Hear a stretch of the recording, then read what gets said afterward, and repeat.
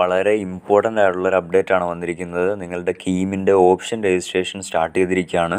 സംസ്ഥാനത്തെ engineering pharmacy കോഴ്സുകളിലേക്ക് 2024-25 അധ്യയന വർഷത്തെ കേന്ദ്രീകൃത അലോട്ട്മെൻറ്റ് നടപടികൾ ആരംഭിച്ചു. ഈ ഘട്ടത്തിൽ വിദ്യാർത്ഥികൾക്ക് വിവിധ എഞ്ചിനീയറിംഗ് ഫാർമസി കോഴ്സുകളിലേക്ക് ഓൺലൈൻ ഓപ്ഷനുകൾ സമർപ്പിക്കാവുന്നതാണ്. സർക്കാർ എയ്ഡഡ്, സ്വയംഭരണ എയ്ഡഡ്, സർക്കാർ കോസ്റ്റ് ഷെയറിംഗ്, സ്വകാര്യ സ്വാശ്രയ, സ്വയംഭരണ, സ്വകാര്യ സ്വാശ്രയ എഞ്ചിനീയറിംഗ് കോളേജുകളിലേക്കും സർക്കാർ സ്വകാര്യ സ്വാശ്രയ ഫാർമസി കോളേജുകളിലേക്കുമാണ് ഈ ഘട്ടത്തിൽ ഓപ്ഷനുകൾ ക്ഷണിക്കുന്നത്.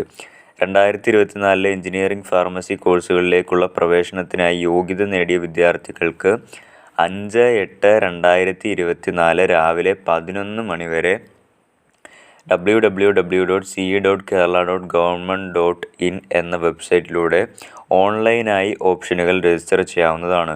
ഓപ്ഷനുകൾ രജിസ്റ്റർ ചെയ്യാത്ത വിദ്യാർത്ഥികളെ അലോട്ട്മെൻറ്റിന് പരിഗണിക്കുന്നതല്ല. ഇമ്പോർട്ടൻ്റ് ആയിട്ടുള്ള കാര്യം. പ്രവേശനം ലഭിക്കാൻ ആഗ്രഹിക്കുന്ന എല്ലാ എഞ്ചിനീയറിംഗ് കോഴ്സുകളിലേക്കും ഈ ഘട്ടത്തിൽ തന്നെ ഓപ്ഷനുകൾ നൽകാൻ വിദ്യാർത്ഥികൾ ശ്രദ്ധിക്കേണ്ടതാണ്.